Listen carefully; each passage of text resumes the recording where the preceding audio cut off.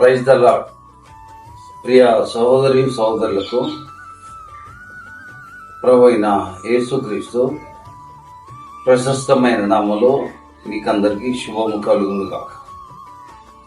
ఈరోజు దేవుని వాగ్దానం యాకోబు రాసిన పత్రిక 1వ అధ్యాయం 22వ వచనం.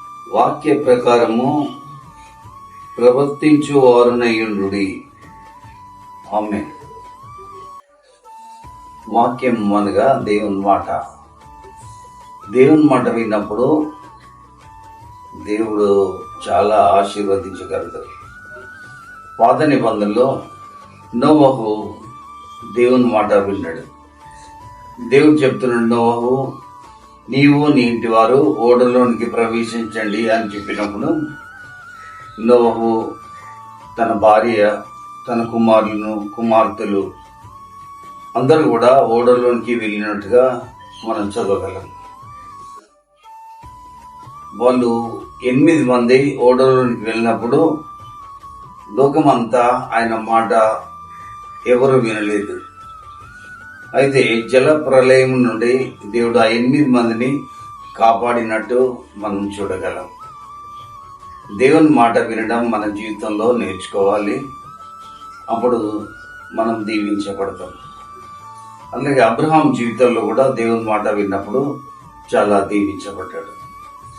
అబ్రహాంతో దేవుడు అన్నాడు, నీ ఇంటి వారిని, నీ బంధువులను విడిచిపెట్టి నేను నీకు చూపించే దేశానికి నువ్వు వెళ్ళు అని చెప్పినప్పుడు అబ్రహాము దేవుడు చూపించే దేశమైన పాలు తేనెలు ప్రవహించు కనానుకు వెళ్ళినట్టు దేవుని వాక్యంలో ఉంది.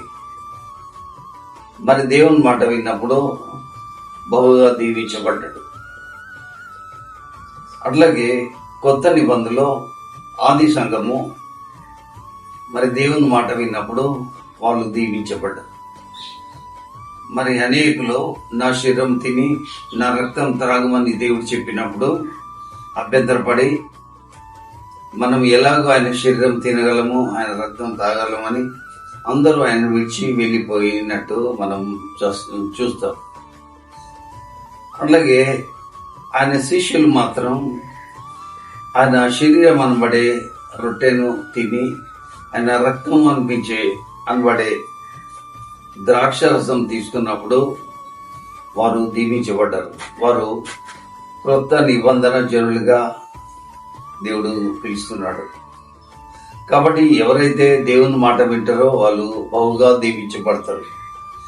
దేవుని మాట వినాలి, దేవుడు చెప్పిన మాట ప్రకారం ప్రవర్తించాలి. అప్పుడు మనకు ఆశీర్వాదం కలుగుతుంది. దేవుడి మాటలు దీవించును గాక. ఆమేన్.